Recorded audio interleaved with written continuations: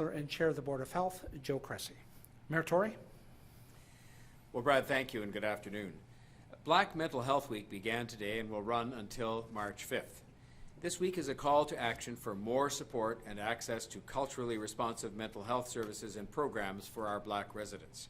It's a recognition of the impacts mental health problems have on the Black communities, which has been further heightened during the COVID-19 pandemic. Experiencing systemic inequities, discrimination, and microaggressions are social stressors that increase the risk of negative physical and mental health challenges. I have learned from listening what that means. It means that acts of racism one experiences are going to cause you stress at that moment and later. It means anxiety about your kids and some of the discrimination they may be facing at school or in life generally.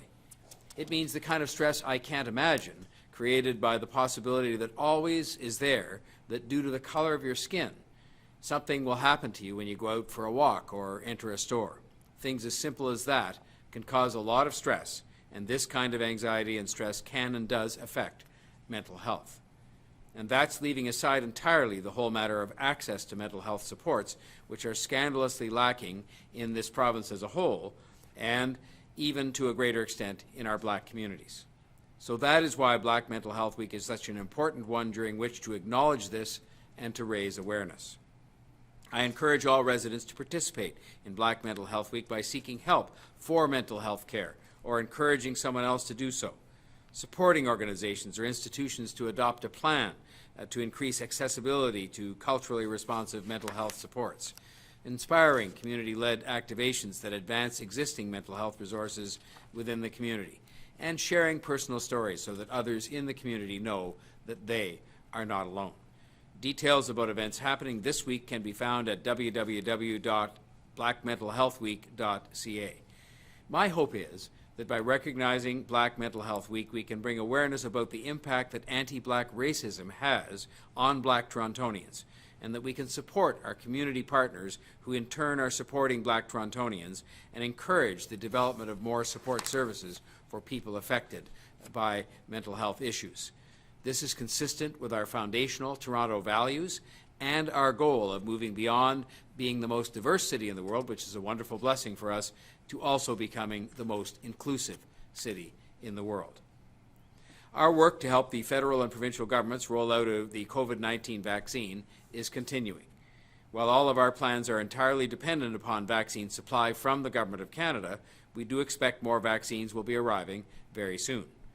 The City of Toronto will be ready to get shots in arms, as General Hillier says, and we're working with all of our healthcare partners, including local hospitals, Ontario health teams, local health integration networks, family doctors, community-based health services, and pharmacies to get this job done. Along with our 9 planned city-operated vaccine mega-sites across Toronto, which we've outlined to you earlier, we expect approximately 49 vaccination clinics operated by hospitals, a further 46 vaccination clinics operated by community health centres, and approximately 249 vaccination clinics operated by pharmacies. So these 350-plus clinics will exist and will be further added to as a result of the work underway to plan mobile clinics and other pop-ups in areas of the city where COVID-19 has hit hard and where vaccination efforts supported by community organizations will be very important. We expect that later today and in the coming days, hospitals, which are not under the control of the city, will announce their detailed plans. This is a team effort, and I believe that the rollout plans we are discussing in detail today show you just how big the team is, for starters, and that, as you would expect, it will deploy its efforts right across the entire city. We are also today publicly releasing our Toronto playbook for the COVID-19 vaccination program. It provides further detail on this effort, including our work to address vaccine hesitancy and to do targeted outreach in communities where it will help us achieve a successful result. As a matter of interest, I had an opportunity to attend this weekend one of the vaccine hesitancy seminars put on by our table of Black vaccine scientists, and it was very informative for all of those who attended. There were many, many questions, as you'd expect, a lot of which would have been asked by many different Torontonians. This will be the largest vaccination effort in the history of the City of Toronto, and I am very confident we will be able to meet this challenge. I know people are tired of the pandemic, and I want it to be over, and they all want it to be over. Everybody wants it to be over. The vaccines represent the best and the ultimate weapon in fighting COVID-19 and defeating it. That's why we have worked quickly with the help of our excellent Toronto hospitals and other healthcare partners to get our most vulnerable residents vaccinated as quickly as possible. It is why almost all of our long-term care and retirement home residents have been fully vaccinated. It's why we are working to vaccinate healthcare workers on the front lines in hospitals, but also midwives, pharmacists and pharmacy technicians, physicians, dentists and dental care providers, and their staffs who provide direct patient care. It's why our frontline first responders are being vaccinated right now. It's why you saw we announced over the weekend that we are starting to vaccinate those residents in our homeless shelters at the highest risk of contracting COVID-19. And it's why, while we wait for additional vaccine supply in the provincial registration system, we are moving to vaccinate people aged 80 and over who attend hospitals for treatment. We are working to get this job done as quickly as possible. I continue to encourage everyone to get vaccinated as soon as they are eligible, and I continue to urge people to keep following the public health advice right now. By staying home as much as possible, wearing a mask, and keeping your distance from others, you are protecting yourself and your loved ones, and you are helping us to stop the spread of the virus while we move to roll out the vaccine. Thank you to everyone who is working on the vaccine rollout, and that includes all of my colleagues here at this table today and a huge team of people here and throughout the entire healthcare system. This work is saving lives and will save lives, and will do much more than that as it progresses. And thank you to everyone who continues to follow public health advice. You are also doing your part right now to get us to that glorious day when everyone who wants the vaccine is vaccinated and we can safely gather together again. Better days are ahead. A sign of that is the fact that over the last 3.5 days, more than 181 restaurants and bars have submitted registrations for this year's Cafe TO program. And we have a webinar that's very heavily subscribed, hundreds of restaurants and bars taking place tomorrow, March the 2nd. Now, by way of a brief update on discussions leading up to the March 9th expiry date of the stay-at-home order, I can report that through the weekend and today, I have been involved in detailed, complex, but very constructive discussions with Dr. Davila and others, trying to determine what would be in the overall best interests of Torontonians. As I have suggested in past weeks, these discussions must include many different considerations.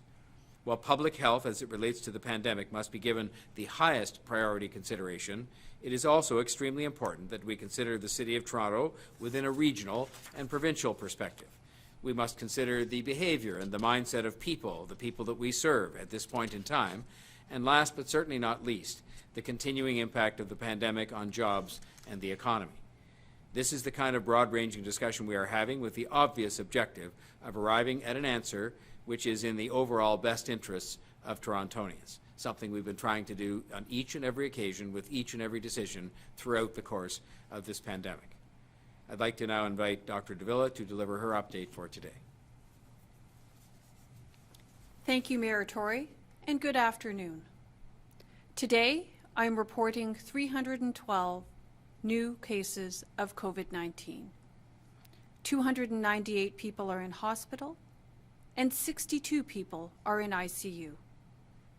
Sadly, I am reporting one new death. 1,179 cases have screened positive for mutations and are expected to be confirmed as variants of concern. A week ago, that number was 511. The increase of confirmed variants of concern continues. We have 121 cases confirmed as such. 117 are the UK variant B117, 3 are the Brazilian variant, and 1 is the South African variant. The steady identification of the variants is something we continue to watch very carefully. Vaccination will be vital to countering the continued spread of COVID-19 in any form, and today I will describe for you the role of Toronto Public Health in vaccination delivery. First, I want to reaffirm the goal and then the resources working to achieve it. As an intervention, the case for vaccines is clear. I've said before, and am happy to say again, that here in Toronto, the reduction of the spread in long-term care and retirement settings tells us all we need to know about the capacity of the vaccines to substantially reverse the threat of COVID-19. While vigilance is required still, the case counts and severity of illness indicate the threat to residents in long-term care and retirement homes is heading in the direction we want, particularly given the heavy price paid in those settings for most of the pandemic. Those results also demonstrate why the vaccination of people on a basis that considers their risk or vulnerability to COVID-19 is the most effective course of action, particularly where vaccinating a population delivers protection and benefit on a widespread basis. From a medical perspective, whatever supply we've got, from a little to a lot, we want to be able to deliver it to people quickly. The sooner we have needles in arms, and the more needles in arms we have, the better off we all are. Many health units around Ontario have started pre-registering residents already. This is a sensible course of action for them based on their size. Toronto is organizing a vaccination campaign within a much more wide-ranging and complicated landscape. For example, our population of people 80 years of age and older is roughly equivalent to the population of the entire city of Guelph. As the largest city in the country, we have much more ground to cover. In this context, we are in active partnership with the healthcare system in Toronto to create as much access as possible, guided by the provincial framework for prioritization for vaccination. As described, Toronto Public Health will deliver vaccines through city clinics, drawing on our experience in mass vaccination campaigns. We will also be able to provide pop-up clinics and mobile clinics, which in practical terms means we'll be able to have mobile teams of immunizers that can be deployed wherever in Toronto they are most needed. To deliver the best and most effective result, vaccination levels must be as consistent as they can be across the entire city. Our data can tell us if that's happening or guide adjustments to ensure that it does. That is a benefit for every person in Toronto. If there are pockets of outbreaks and spread, or places vulnerable to outbreaks and spread, it undermines the effort to reduce COVID-19 to the maximum extent possible. It creates conditions where existing variants can flourish, or worse, where new ones can emerge. Toronto Public Health is a co-chair of the Toronto Health Sector Leadership Table, established to coordinate the delivery of vaccines by the considerable number of organizations that can help to get the job done on the scale we're aiming for.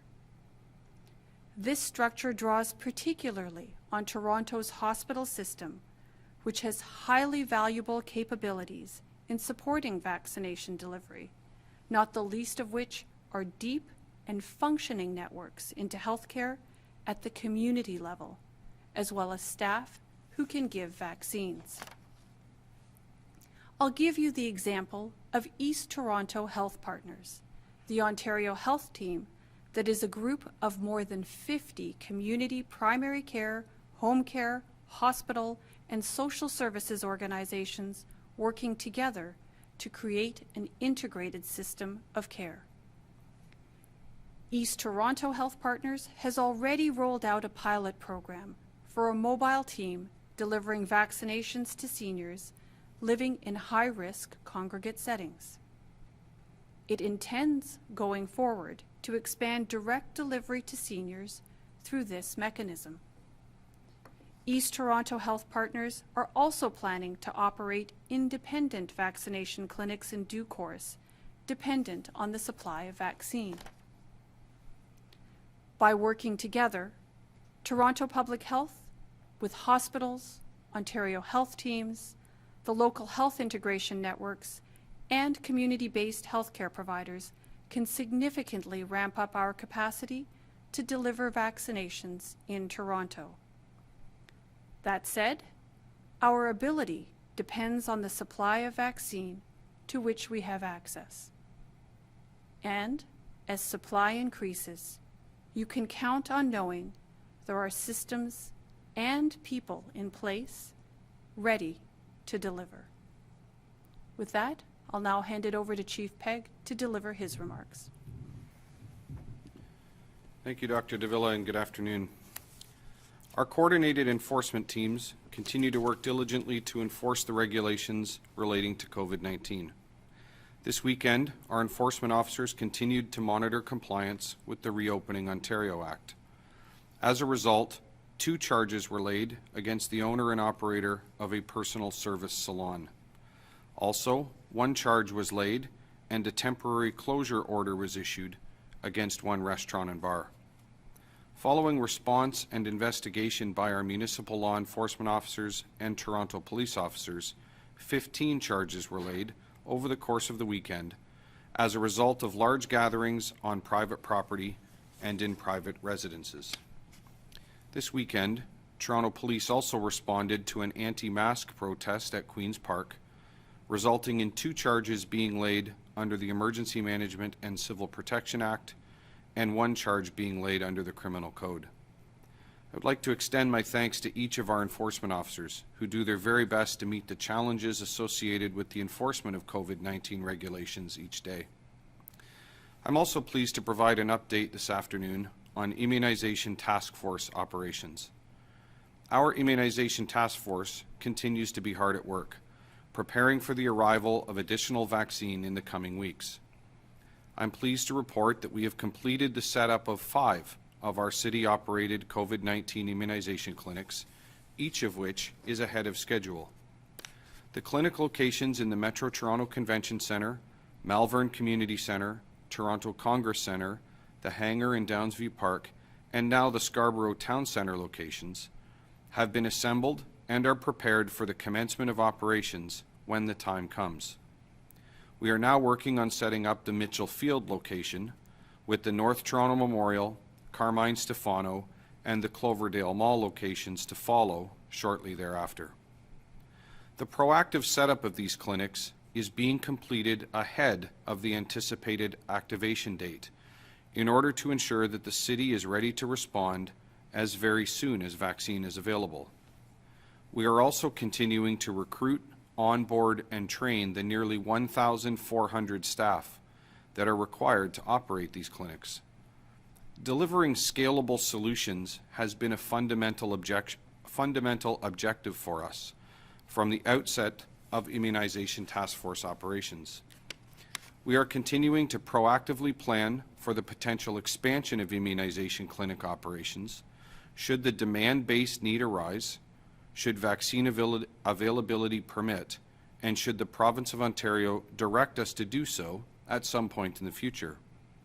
Scalability and responsiveness are key aspects of any successful incident management system, and these objectives have guided our planning and response since the outset of COVID-19 response in Toronto.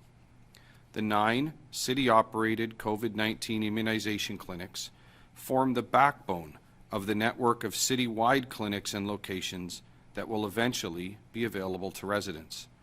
We continue to work in collaboration with the Province of Ontario and our many healthcare partners in planning for this eventual network of clinics, which Mayor Tory outlined. The operational plans for our 9 city-operated COVID-19 immunization clinics are informed by the lessons learned during proof-of-concept operations in both January and February. During the proof-of-concept clinic, held in the Metro Toronto Convention Centre location, we had the opportunity to evaluate the requirements and functionality of all aspects of clinic operations, including the COVID-19 scheduling system. The results of these proof-of-concept evaluations confirmed that the successful deployment and operation of COVID-19 immunization clinics of this size and scope in a city as large as Toronto requires a robust, centrally coordinated scheduling and registration system. This need is amplified in consideration of the need to maintain strict compliance with the provincial vaccine prioritization framework. Accordingly, our proof-of-concept observations and lessons learned were shared with our provincial partners, and we have continued to work closely with the province to ensure that the system that they will launch on the 15th of March will meet our collective needs. I'm pleased that the provincial system is now undergoing pilot evaluations in a number of smaller jurisdictions in Ontario in preparation for province-wide launch later this month. The approval of the AstraZeneca COVID-19 vaccine by the Government of Canada brings with it excitement and hope for an expedited rollout of vaccine across Toronto. We are working every day with our provincial partners to ensure that we are able to make vaccines available to everyone who wishes to receive one as very soon as possible. The City asks that residents not call 311 to inquire about booking vaccine appointments at this time, and that they not attend any of the clinic facilities until such time as they have a confirmed appointment. As vaccines become available, information will be shared about prioritization and how to book an appointment. The work of our immunization task force is ongoing 7 days per week in our city, and we won't stop until we have completed our mission and until COVID-19 is behind us. I thank everyone for their continued patience as the situation with vaccine availability continues to evolve. And I continue to encourage everyone to monitor toronto.ca/COVID-19 for the most accurate and up-to-date information relating to both COVID-19 response and vaccine in Toronto. Thank you. I'll now invite Councillor Cressy to bring his remarks. Well, thank you, Mayor Tory, Chief Pegg, and Dr. Davila. I'd like to take a moment to discuss our plans for a community-based vaccine campaign to support vaccine uptake, to tackle vaccine hesitancy, and to engage targeted hard-hit communities. Today, we are announcing details of the largest community mobilization plan in our city's history. At a high level, manufacturing a safe and effective vaccine is only the first step. Ensuring it is available and accessible to every single resident of our city, well, that's now the task at hand. So what's the objective? The science tells us we need to achieve herd immunity through mass vaccination. In other words, we need over 70% of the population to get vaccinated to truly beat this virus. So we need a vaccine plan that targets people everywhere, where you live and where you work, where you pray and where you hang out, whether you're on your phone or whether you're in person. Our plan is fundamentally about building trust and ensuring access. It's grounded in community. We are partnering with community agencies and local neighborhood leaders on the ground in every corner of our city in order to reach every resident in our city. So there are 3 components of this community mobilization and targeted outreach plan that I'd like to tell you about today. First, neighborhood ambassadors. We're bringing on board 280 neighborhood ambassadors to promote vaccines in their community. Your local priest or your pastor or your rabbi or your imam, your barber, your crossing guard, the kids' soccer coach, trusted local leaders to help make the case, provide information, and help their neighbors access the vaccine. That's what 280 neighborhood ambassadors will do. Research has long shown that when it comes to vaccines, People are more likely to take the time and to take those vaccines when it's people they trust who are making the case, whether that's your family doctor, your local faith leader, or just a member of your extended family. Our 280 neighborhood ambassadors will be on the ground in their communities to make the case for vaccines. The second component of our plan is a partnership with community agencies. The City of Toronto will be partnering with 140 community agencies alongside a select number of anchor agencies to mobilize vaccines in their neighborhoods. You know, government works best when it's rooted in local neighborhoods. We know this. So we're launching an unprecedented campaign to mobilize community organizations in our vaccine campaign. Trusted local community organizations to go door to door to promote vaccines, to confront vaccine hesitancy, and to help us identify and organize locations for mobile and pop-up sites that are needed. And the third component is targeted outreach in hard-hit communities. You know, we've long said that when it comes to COVID, we're not all equal. The data has made this abundantly clear. And so an effective campaign for vaccines requires tailored approaches to engage different communities. This is the very opposite of a one-size-fits-all vaccine approach. So we previously told you about Toronto's Black Scientists Task Force and our vaccine plans working with and to support the Black community. City staff are now also hard at work working with local organizations, creating specific campaigns for Toronto's Indigenous community, our South Asian community, our Muslim communities, our senior communities, and persons with disabilities. Work is already actively underway on the ground with these communities, and more details will be shared in each case in the weeks ahead. Listen, I'll simply close by saying, you know, as Torontonians, you've gone through a lot this past year, and we've all gone through too much to come up short now. Our vaccination campaign is the largest undertaking in our city's history. Every neighborhood, every community agency, every resident must be a part of it. You know, you can think of it almost as an election, but in this case, we need to win more than 70% of the vote, and we need absolutely everyone working together on the ground to get residents to the polls, or in this case, to the vaccine clinics. And so listen, our residents are counting on us, and working with our federal and provincial partners, our city will not let you down. With that, I'll turn it over to Brad Ross, and we can open it up for questions. Thank you very much, Councillor Cressy. Before we go to questions, just a reminder to reporters to please unmute yourself when I call your name. We'll go first now to Brian Passafume from the Toronto Sun. Brian, go ahead, please. Thanks, Brad. Good afternoon, everybody. My first question is for Dr. Davila. My colleague Anthony Fury submitted an inquiry to Toronto Public Health over the weekend in relation to directives published by Peel Region directing small children dismissed from school for being exposed to a positive COVID-19 case be placed in solitary isolation and quarantine. The response that he got from your office was pretty ambiguous and suggesting that a caregiver can be isolated with a child, but the two must still be isolated from the rest of the family for 2 weeks. Keep in mind, these aren't kids who have tested positive or show symptoms, but they are may have been exposed. Brampton Mayor Patrick Brown has spoken out against this, and your counterpart in Peel has chosen to remove the flyers from circulation, all the while some parents are speaking out, claiming that they've been previously instructed by Toronto Public Health to isolate their kids under similar circumstances. I'm hoping, Dr. Davila, you can clear this up and let us know what Toronto Public Health stance is on isolating asymptomatic and untested children from their families. Thank you for the question. Unfortunately, I haven't had the chance to see the inquiry come into the office, nor have I had a chance to take a look at the materials that you're speaking of. But I think, what I can say at this point is that in these kinds of situations, what you're trying to do is to effect as good and safe an isolation as is possible. The ultimate goal is to try to reduce the spread and the transmission of disease from one person to the next, but to do so in a manner that's safe for all those involved. Clearly, with young children, they're going to need the support of their parents and their caregiver, to make sure that they've got, the necessities of life and that they're well and appropriately cared for.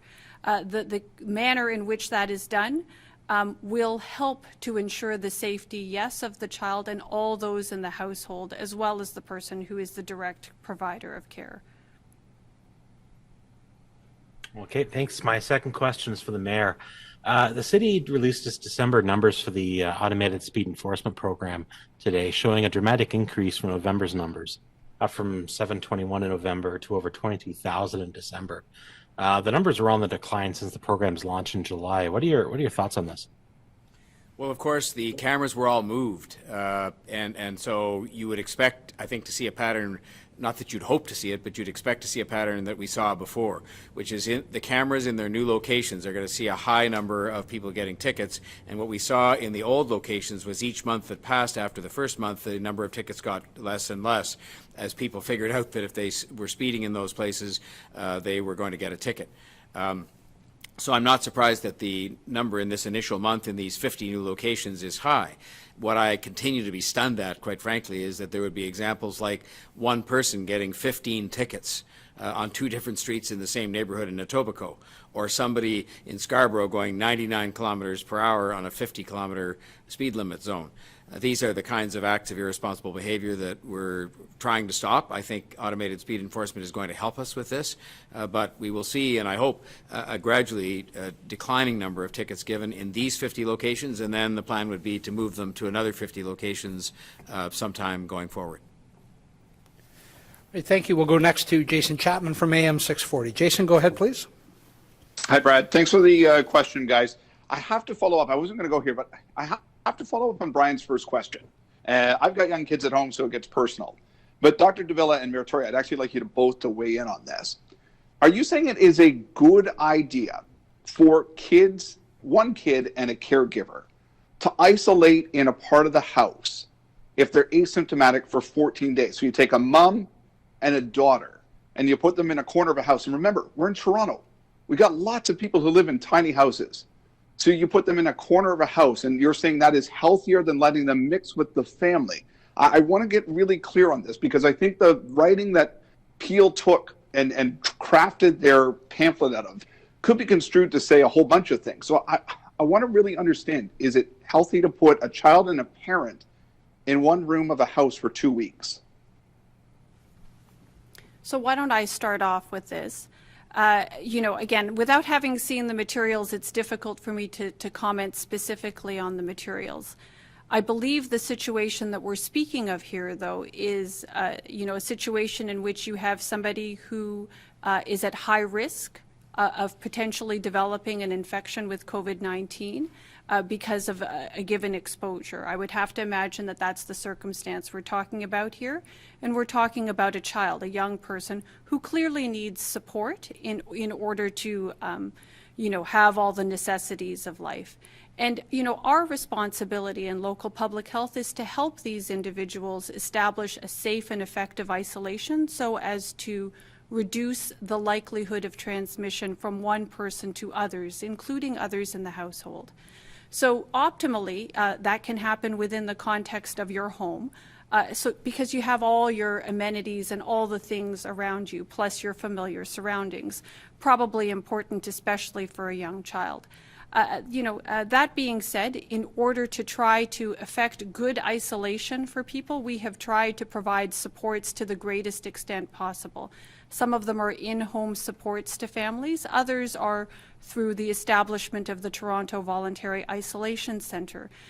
These are the kinds of supports that we've put in place as Toronto Public Health to help individuals in our community so as they can effect an appropriate isolation or quarantine, as the case may be, and reduce the transmission of COVID-19. But a safe and effective isolation is, yes, about reducing the spread or the transmission of COVID-19 from one person to the next, but it's also about making sure that people have all the necessities of life, access to appropriate food, medication, etc., whatever their circumstances require, so that they can, manage in that time period that they need to, sequester themselves and limit their interactions to the greatest extent possible to reduce the spread of the disease. This will be especially important if in your household you have members of the household who are especially vulnerable to more severe outcomes associated with the COVID-19 infection. Grandparents would be a classic example. We have made real efforts as a city and on the advice of our medical officer of health in providing things like isolation sites where people can go that live in circumstances where it's not possible for them to isolate. But I think whatever piece of paper, whatever isolation site we make available, there's no substitute for common sense.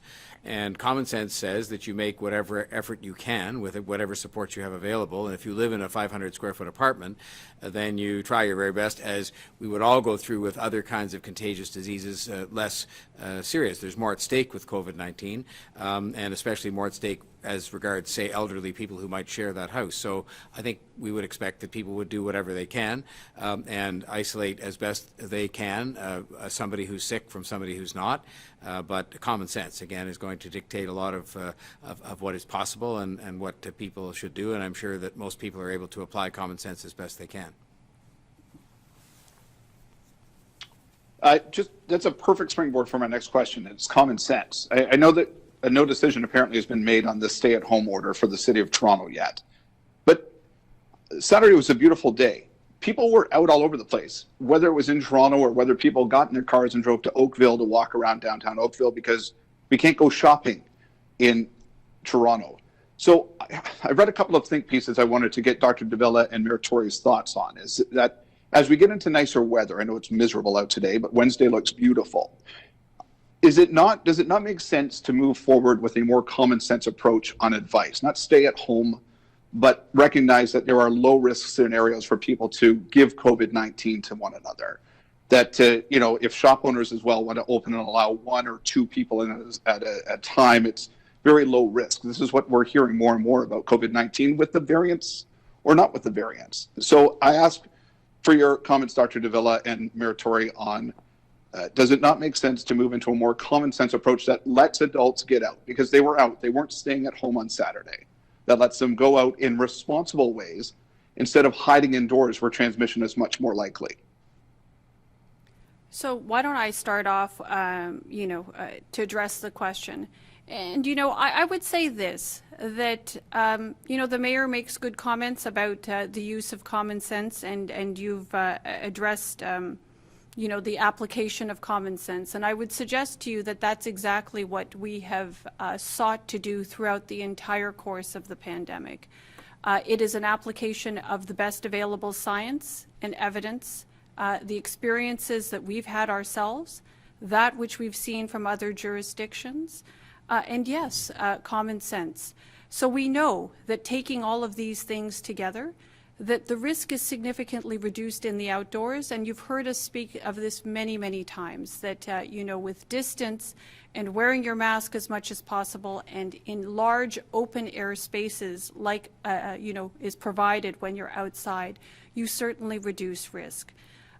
That's true, but that doesn't take away from the fact that the more we are able to reduce the interaction that we have with other people, particularly those outside of our household, we are also able to reduce the spread and transmission of disease, whether we're talking about old variants of COVID-19 or the new variants of COVID-19, which we know are more transmissible. And we have increasing evidence that suggests that certain variants, particularly the UK B117 variant, that one has been associated with more severe outcomes with those types of, with B117 infections. So all of these things taken together, I think, should be taken, and reflected in the actions and in the advice that we're providing to you. So absolutely, risk is definitely reduced outdoors. However, that doesn't take away from the fact that reducing our interactions with other people, particularly those with whom we don't live, you wearing your mask as much as possible, all the self-protection measures you've heard us talk about time and time again, these things all together actually will provide the best protection until such time as vaccine supply is more available, we get more vaccine coverage, and then again, we can, start to imagine and start to experience life a little bit more like what we used to know before there was a COVID-19. Jason, I think we want to use common sense and we want to use the maximum amount we know in order to make sure that we keep people safe and avoid the one thing that I think people would be unanimous in saying they don't want us to go anywhere near, which is another lockdown sometime down the road. And so I think if we take into account health first and foremost, because we have to do that, and then combine that with the state of mind of people, and that's an important consideration in terms of people complying with the health restrictions, the regional world in which we live. Toronto is not an island. Toronto is a big city surrounded by regions of people that are in somewhat different circumstances than we are at present. And then finally, and last but not least, the economy and jobs. And I think if we take all of those into account in a common sense way, with the obvious first priority being to keep people safe and to avoid a further lockdown later, we will be able to come up with something that will serve the city and all Torontonians well, and that's our job. Thank you. We'll go now to Matt Bingley from Global News. Go ahead, Matt. Hi, if I could follow up on the question everybody's been asking about so far.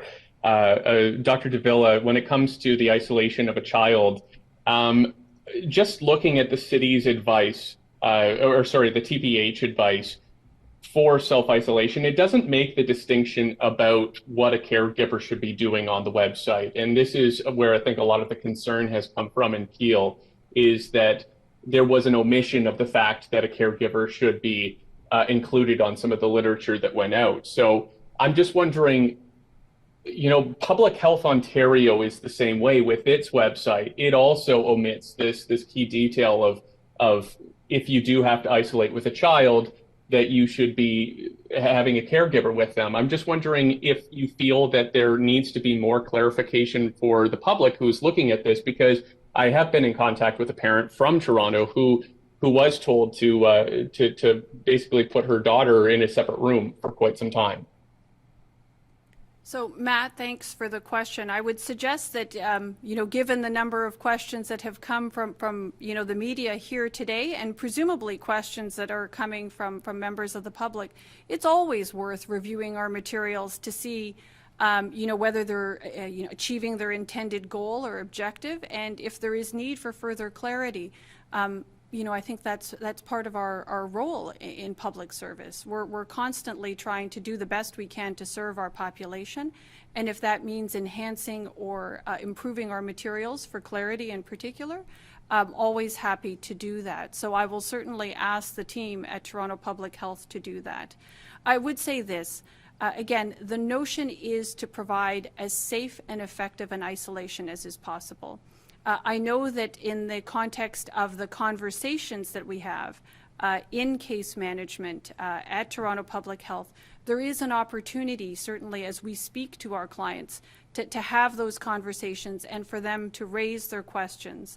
We, of course, also have a hotline where we're prepared to answer questions for members of the public. And that's a service that's always available. So if there is need for further clarity up front, certainly happy to do that and to take a look at our materials to make sure that they're achieving their intended goals and objectives. But of course, we are open to receive questions from the public, and we'll seek to address those in the unique circumstances of individuals as they ask their questions. Thank you for that. And just to follow up before you put your mask back on, I just wanted to ask about the variants and trying to get more detail on how many of them are active cases, because we're seeing obviously a lot of them get globbed into this screened positive category. And I'm just wondering if there's an opportunity to provide more clarity on the TPH website for future cases as to how many active cases there are, because there are a lot of people who are looking at cases going down and it's all getting sort of lumped in with that daily case count. So is there, can you just tell me how many active VOCs there actually are in Toronto right now? And if you could follow up on that second part as well about providing more clarity in the future. Well, certainly we're, as I mentioned in respect of your earlier question, we're always trying to provide greater clarity to the public, especially in our materials, whether they're on our website or whether they're various forms or fact sheets and FAQs in order to help people understand the circumstances. So certainly happy to do that. I can't tell you off the top of my head how many active cases. I can tell you when I've looked at the website, and I did look at it earlier this morning, a number of those screen positive cases are recently diagnosed and therefore are likely to be active, but I don't have the specific numbers for you today, I'm afraid, Matt.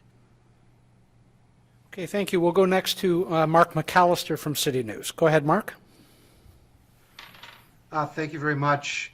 Wanted to ask a follow-up question, Dr. Davila, to a point that you had made about collecting data through all the vaccinations and the plan moving forward and allowing that to adjust things on the fly if need be.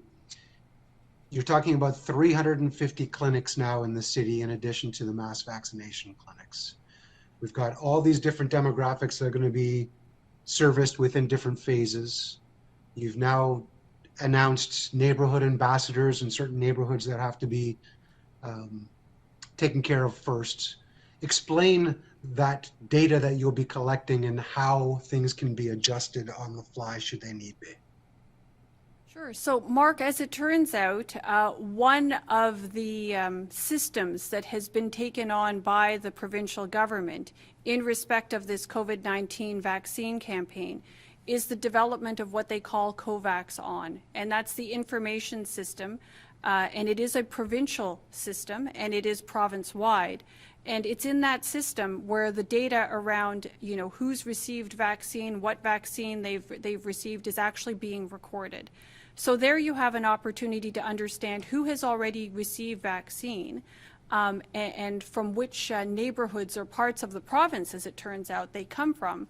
So here you have an opportunity to determine where does coverage look like it's pretty good, where does it look like it has an opportunity to be improved, and therefore, as vaccine clinic planners, whether you're the local public health unit or working in a hospital in partnership with local public health or any other community agency, we have the opportunity to plan for community clinics or for vaccine clinics to be set up and directed towards those areas that clearly need more access or need to see greater uptake. Thank you. Specific to the release from yesterday that there would be a focus on vaccinating the homeless in our city. At this point, obviously there's still a limited supply of vaccines. So how do you coordinate adding yet another group of people to an essential list that we know of already that had another age group added last week? How do you make sure that you can accommodate all of these people now that you've added yet another group? Do you prioritize those that are already in priority groups in phase one? So, Mark, in respect of this issue, and you're right, supply is a challenge that needs to be overcome, and it's our sincere hope that this is something that's overcome sooner rather than later. The whole purpose of the work that you've heard many of us here describe today is to ensure that there is an entire system in place here in this very large city to make sure that when vaccine supply does become available, we are, able to quickly get needles into arms and into as many arms as is possible, because we know that that's a significant component of our response to COVID-19 and moving beyond the pandemic, putting this pandemic behind us. So when it comes to our clients in shelters, we are actively working with our healthcare partners, notably those who actually provide clinical care and service to shelter clients. They're the ones who are closer to the ground, along with shelter service providers. They can tell us, as local public health and the other partners who are involved with the vaccination of shelter clients, where are the risks the greatest? So we can then prioritize, the current supply of doses that we have right now, recognizing that, yes, there are a number of different subpopulations that we're seeking to reach as part of phase one under the provincial framework. But you're absolutely right. The more free-flowing vaccine supply comes, the easier it becomes for us to really start addressing needs across the broad range of populations that are in phase 1, and to go beyond that and really start getting coverage across the city. Hence the very well-developed health sector and community partner relationships that we're fostering to really put as many needles into as many arms as fast as possible. All right, thank you. We'll go next to Natalie Johnson from CTV News. Go ahead, Natalie. Hi, everyone. I think it's fair to say there's still a lot of questions as to how the vaccination plan is going to play out for seniors 80 and up in Toronto. Can you provide more specifics on when and where and how seniors 80 and up will be able to get the shot in Toronto? How will they sign up? When and where are they going to get it? So why don't I start off, Natalie, and if there are others who would like to chime in, we'll give them that opportunity to do so. So, you're quite right. We're a big city, and it is, an interesting undertaking and a complex one for us to undertake, as Toronto Public Health and as the City of Toronto in partnership with health sector partners. As I mentioned earlier, our 80-plus population in the city is as big as the entire population of the city of Guelph. So this just gives you a sense as to, the scale and scope of the undertaking that we're talking about here. So first and foremost, what we need is vaccine supply in order to cover that population. Keeping in mind that at the same time, in this phase 1 population, we're accounting for those, and we have accounted for those who are in long-term care, residents, staff, essential caregivers within long-term care. Same for retirement homes. We also know that we've got, about 100,000 people working in hospitals, just off the top of my head. So we have a number of healthcare worker populations that we need to address as well. So when I think about healthcare worker populations here, when you think about the total number, for example, of physicians practicing in the province of Ontario, just about half of them are actually practicing here in the city of Toronto. So those are just our healthcare workers. We were talking about long-term care populations and retirement home populations. These all need to be done, and you're quite right.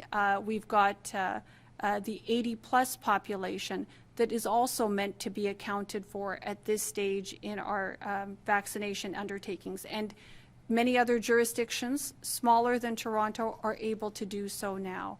We are working with our hospital partners to try to identify, and they're already working on that this week, to start off with certain subpopulations of those who are 80 years of age and older. Those who have strong relationships and existing visits to hospitals will, be a good place to start. But obviously what we're waiting for are larger supplies of vaccines so we can get to that very big group here in Toronto, roughly about 120,000 people who are 80 years of age and older. And what we need to do that is a strong supply of available vaccine. Do you want to add something? I understand that the supply...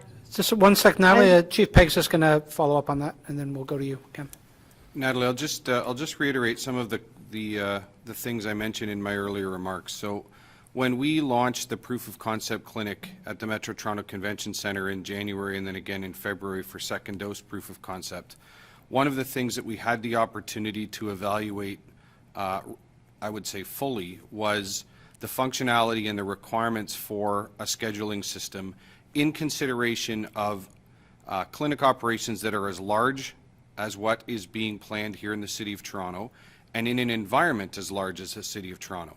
It was immediately clear to us in the post or the after action analysis of the proof of concept clinics that what is required in order to do this successfully and to manage this in both an effective and an efficient means is a centrally coordinated, robust scheduling system. That is in fact what the province of Ontario undertook at that point to move forward in developing, and like we saw in some media announcements this morning, we're really encouraged by the fact that that scheduling system is now being piloted. There are actually proof of concept operations happening in a number of smaller jurisdictions. We will leverage that system once it's turned on. The date that's been provided to us is the 15th of March, and that date times well for us, given that the operating date or the forecasted commencement date for our operations is early April. Those forecasts are directly tied to the availability of vaccine. So once the scheduling system goes through its proof of concept that it's happening now at the province and it's live, we will be provided with all of that information from the province of Ontario with respect to all of the questions you asked, the when and the how and the where. And we will undertake, of course, in collaboration with our partners at Toronto Public Health to communicate that clearly. But that system is the right answer. We're looking forward to seeing the results of the provincial testing that's ongoing and seeing it go live. Mayor Tory? Just to say that we have to have the cooperation of people. We have to have done this in steps. We had to put in place the kind of infrastructure, as it were, with the 353 clinics and the community efforts that are going to be made, following which we have to have the supply and the provincial information system, which will be, we're being told on the information system 2 weeks from today. And we're asking people in the meantime, please not to come to any of the places where we've announced there are going to be clinics because they're not open yet. And we're asking people not to call even the public health hotline or the 311. At the moment, there will be a place to call, a phone center, as well as an online opportunity to register and to get scheduled so that people can get answers to the question when, where, by whom, which can include everything from a pharmacy through to a community health organization, through to a hospital, through to one of our mass immunization clinics. And the job one that we had to do, which is well advanced and I'm very confident will be ready whenever the supply is there, is to put that infrastructure in place with our health partners. And people will then find that there's a massive public information campaign being run both by the province, the Premier told me that last week, and by us in a multiplicity of languages so that people will know the answers to the question when, with whom, where, because we understand those are questions at the moment that don't have answers people know. I should just say that in meeting today, as I did at lunchtime with all of the mayors from around the Greater Toronto and Hamilton region, the fact that different people are at different stages. In our case, we're working through a much larger number of long-term care residents, for example. We've done that successfully. We have about half of all the doctors in Ontario reside right here in the city of Toronto. So we have a much larger task to perform in the context of getting through the healthcare workers and the other top priority people as set out by the province in their priority list, and we're doing that.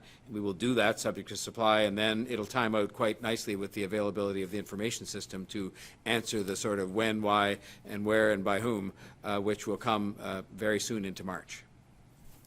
Do you have a follow-up, Natalie? Yeah, so just so I'm understanding this, are you saying that it will likely be April before the 80 plus population gets their shots or starts to get their shots in Toronto? And just secondary to that, is there a plan in place for those who are homebound? So Natalie, I think what you're hearing from across the table here is that we need supply to be more readily available to get into the large-scale administration of vaccine for that 80 plus population. But that doesn't mean it's not starting until April. In fact, there are a number of vaccine initiatives that are underway right now. Mayor Tory just spoke of the long-term care and retirement home vaccination campaigns that have successfully been undertaken. And I mentioned in my remarks some of the vaccination efforts that have been undertaken by just one group. That's the East Toronto Health Partners. They've started undertaking some vaccinations within high-risk congregate seniors living places, and that would include certainly a significant number of people who are in that 80-plus population. So we are, endeavoring to take care of that population in ways that we can until such time as a more plentiful supply of vaccine is established, and we're really looking forward to that so that we can start to do that bigger lift for that plentiful population, which I said is roughly about 120,000 here in the city. Thank you. We'll go next to Jennifer Pagliaro from the Toronto Star. Go ahead, Jen. Good afternoon, everyone. I just wanted to ask first about prioritization of high-risk communities. I know Councillor Cressy spoke about some of the efforts being made there, and Dr. Davila, you also mentioned mobile clinics. Just in terms of the report that the province's science table put out, looking at the benefits of tackling both age and postal code, I wonder if there's anything the city can do when it comes to putting mobile clinics in those areas that involves not just following the provincial age rollout. So what I mean by that is if you're going into a high-risk community, can you only vaccinate 80 plus to start, and then 75 and then 65, or can there be a bit more prioritization there to benefit the whole city? So I think that what you've heard us speak about thus far is in direct keeping with what the Science Advisory Table had spoken of, that we need to think about how do we provide protection, how do we quickly provide the protection afforded by vaccine to those who are at greatest risk or who perhaps most vulnerable to negative outcomes associated with COVID-19. That's exactly the kind of thing that we're taking into consideration in our planning. We do have to work within the context of the provincial framework for prioritization, but within that, we've started with, that 80 plus group that's been articulated in the provincial framework, and we can also look at how best do we make sure that our clinics are serving those areas of the population, looking at age and, yes, looking at where disease has been particularly prevalent and those areas of the city that have been hardest hit. We do know that we've got clinics established, mass immunization clinics established to cover the broad geography of the city, and as I mentioned in my remarks, we have the opportunity to focus our efforts through mobile clinics, and that's just the city's efforts in and of themselves. This does not speak about that which our health sector partners and our community partners will be seeking to do in order to provide vaccine and access to vaccine in those areas of the city that have been really hard hit but are still consistent with the provincial prioritization framework. Hence, as Councillor Cressy spoke to, there have been efforts to work with community ambassadors, to work with community agencies, and to really focus on access for certain neighbourhoods, particularly those that have been hardest hit. Councillor Cressy may have more to add. Well, just very briefly, Jennifer, I think a lot of the discourse today and in the days ahead is in the context of having limited supply, and thus how do you roll it out as quickly as possible to those most in need. But keep in mind, in very short order, we're going to be in a scenario where we're going to have supply. And then the conversation turns to how do you ensure that it is accessible and available to every corner and to every resident in this city. And so it's on that basis that a lot of the details and the plans being put in place here with 140 community agencies, neighborhood ambassadors on the ground, mobile clinics, pop-up clinics, all of this is building the infrastructure to ensure no matter where you live, where you work, no matter what color skin you have or how much money you earn, that we're going to have a vaccine plan there that's available for you. And I think right now we're all talking about how do we deal with limited supply. Well, in short order, we're going to be talking about how do we make sure that everybody who needs it can get it. And that's what we're quickly planning and working towards. And then just to kind of follow up on some of Natalie's questions, I know there's still work being done on how exactly people will get vaccinated, but I wonder about the city's role in informing people it's their turn to get vaccinated beyond, advertising campaigns, which I know the city's public health is already doing. Will there be letters to people? Will there be other direct communication with people letting them know how and when and where they can be vaccinated? So, Jennifer, I think that it is going to require, a multitude of different methodologies in order to ensure that people are aware. Although I will say this, based on the activity that we've seen thus far, there appears to be no shortage of interest, including amongst those who are 80 years of age and older. And I'm actually really pleased to see that. That is really good news. It means that People are interested, they're paying attention, and they're quickly trying to pick up information and seek out opportunities to get vaccine, which bodes well as vaccine supply starts to become more available. So certainly, we use these briefings as one method, but there are several other channels that we will use, and that certainly one of them will include the active engagement of our health sector partners. There are a number of communications tables that are actually happening, and we rely on those who have established relationships of trust with people throughout the community. We know, as Councillor Cressy mentioned in his remarks, that that's perhaps the most effective method by which to encourage people to go out and seek opportunities for vaccine. So whether we're talking about pre-existing relationships with healthcare partners, whether it's through community agencies and the community ambassadors that are being brought on board, whether it's through traditional mass communications methodologies, I think you can count on us using any available channel and every available channel in order to try to reach people as quickly as possible, because our ultimate goal is as many needles in as many arms as fast as possible.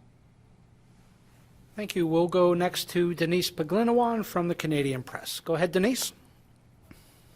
Hi. Earlier, another reporter asked about outdoor activities. I'm wondering, Dr. Davila and Mayor Tory, if you're considering issuing new guidelines on outdoor gatherings and the risks associated with them as the weather gets warmer. So Denise, when it comes to outdoor activities in general, they are definitely lower risk for COVID-19 transmission than anything indoors, because the air volume is just that much bigger, and the likelihood of spread from one person to the next is definitely reduced when you're talking about big airspace, and especially air that's constantly moving, as is the case outside. So from a risk perspective, outdoors is always less risky. That doesn't mean it's no risk. And our advice at this time is still to try to maintain as much distance and to not interact with people with whom you don't live. And if you have to be outside, to really keep your distance and to ensure that you're wearing your mask as much as possible, especially if you're unable to maintain that 2 meter or 6 foot distance from others. So those are the general pieces of advice when it comes to risk. There is, of course, washing your hands, making sure that you're staying home if you're symptomatic and going to get yourself tested appropriately so as to minimize the risk of transmission. When it comes to the regulations and rules, those are actually set out, the gathering limits are set up by the provincial government under their existing framework. So that really is a question directed towards them, but I would say that risk is definitely reduced outdoors compared to that which happens indoors when you have people interacting with each other.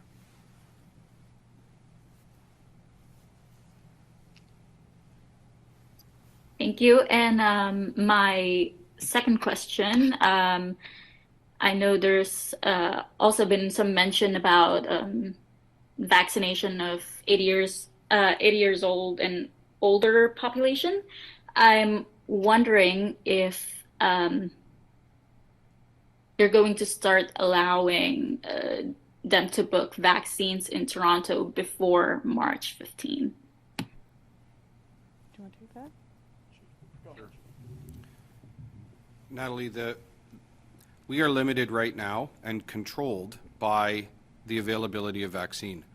And so really the answer to that question is entirely dependent upon the supply of vaccine down the chain, and I think it's important that we reiterate that chain. The Government of Canada is responsible for approving the vaccines and procuring them on a national basis. They then provide them and distribute them to the provinces. We in the City of Toronto receive our vaccine allocations from the Province of Ontario. The issue that we face today, and we have now for a number of weeks and for some time, is the availability of that vaccine. So the answer to your question, I'm not trying to be evasive in any means, the answer to your question is directly tied to the availability of vaccine. As vaccine availability improves, as more is allocated to the City of Toronto, we are, as we've described both in remarks and in response to questions, we have plans in place to make sure that we are ready to go as very soon as the vaccine can be made available to us by the province of Ontario. Thank you, Chief. We'll go next to David Ryder from the Toronto Star. Dave, go ahead.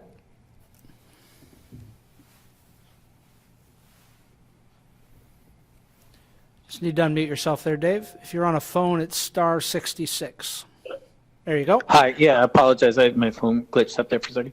Hi, everybody. Can you tell me, Mayor Tory, since last week, it seems like there's real different messages on reopening and how quickly the GTHA should reopen from you and Mayor Crombie and other Peel Region mayors. Have you talked to them? Is there any chance that there will be some kind of common ground to the province, or is it going to be whichever municipality just says what they think is good for them and hope that it kind of all works out?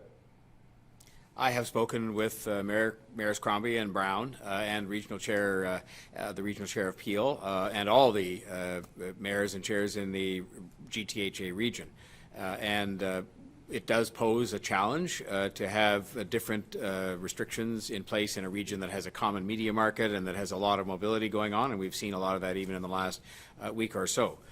Our job here in the City of Toronto, and I made mention of this earlier on, our job here is to sit together and to try and fashion a recommendation, a regime that works best for the City of Toronto. But that includes taking into account what's going on in the rest of the region. It includes, obviously, first and foremost, health concerns and health considerations.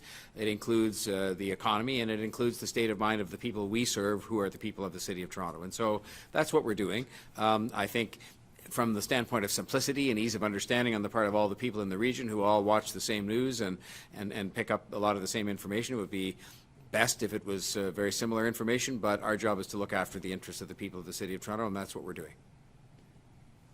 Thank you. And following up on mayors and chairs, the news release from your call with the GTHA municipal leaders today says that all municipalities on the call, representing millions of people, are anxiously awaiting confirmation by the province that they will be compensated for the millions of dollars in expenditures involved in delivering the vaccinations.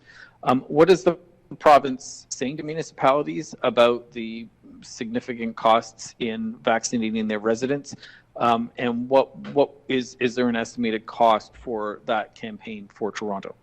I don't know that we have an estimated cost yet, except to say it's going to be a lot of money. It's going to be millions upon millions of dollars. And the province, to be fair, has indicated that the public health aspects of the vaccination programs will be underwritten by them. And they've been very good in the past about other public health expenditures that have been undertaken. The question is, of course, where does the definition of public health begin and end? And so there's uncertainty about that in the minds of the municipalities, and they need to know, just because, again, we are required to balance our budgets each and every year. We have not provided for an extraordinary sum in the millions in Toronto's case that we don't expect to be reimbursed through public health or other health-related mechanisms, and we need to know, as do all the other municipalities, that will be taken on, as I believe properly should be the case by the province. So we're simply indicating that we'd like to have a greater and broader assurance as to all of these expenditures, really, that we're undertaking in partnership with them and on their behalf and for the same people to be looked after through the healthcare and the public health system.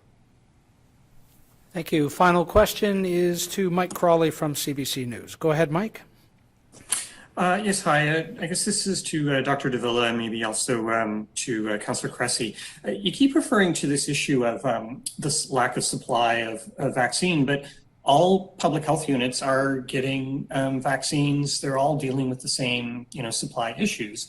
And so, can I get a really clear, concise answer, hopefully, about why it is that York, which is right next door and has a fairly high population, is today vaccinating 80-plus-year-olds in the community, and we have no idea from everything you said today when Toronto is going to start vaccinating 80-plus-year-olds in the community?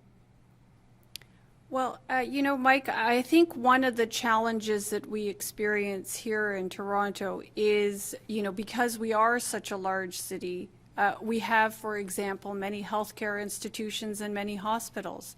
That's I guess a richness, and it is a strength for us as a city. However, as you look through the vaccination campaign, the COVID-19 vaccination campaign, it does mean that we have a significant number of people to actually cover as part of the provincial prioritization framework, which considers, importantly, healthcare workers who are working in direct contact with those who might have COVID-19 infections and who are also working in direct contact with those who are at highest risk for negative outcomes associated with COVID-19. So we have roughly, I believe, about 100,000 people working within the healthcare system here, and that doesn't exist in other jurisdictions. So that's just one example of the scale or the size and scope of the vaccination campaign that we need to undertake here in Toronto that differentiates us from other jurisdictions. Don't know whether Councillor Cressy has something further he'd like to add. Yeah, I mean, I think, Mike, just very simply, the prioritization framework at the provincial level is based on vulnerability, and vaccine supply is distributed on a per capita basis. And so because of the unique situation and the uniqueness of Toronto, we have a disproportionately large number of people who qualify in phase one because they are more vulnerable. Dr. Davila mentioned that we have 98,000 people working in hospitals. Other categories under the phase one priority list, we have 32,000 home care clients, 6,000 home and community care staff. We have 6,000 people working in the shelter and housing sector, in the frontline healthcare response, and it goes on and on and on. And so it's a simple answer, really, which is the prioritization framework is based on vulnerability, but the vaccine supply distribution is a per capita basis. And so that's why you're seeing this. And if I could just say, in discussions with my colleagues from the other municipalities, one or two of which you made reference to, they acknowledge the fact that they moved through the early stages of the priority much faster because they have fewer healthcare workers, fewer homeless, resident workers, and fewer of all those categories of priority people set by the provincial list, and were able to move then to the 80 plus within the context of the supply that they had because of the explanation just given by Councillor Cressy. Why are police officers being vaccinated now? Because I thought they weren't until the essential workers phase two of the provincial timeframe. But Toronto police officers are being vaccinated starting today.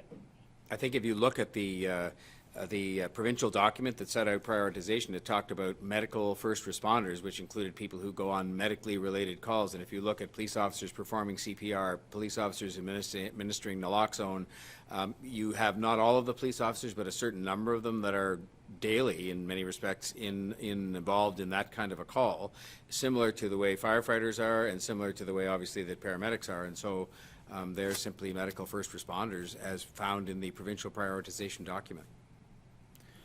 All right, thank you very much for joining us. That concludes today's briefing. Our next scheduled update is this Wednesday, March the 3rd at 2 p.m. Stay well, everybody. Thank you.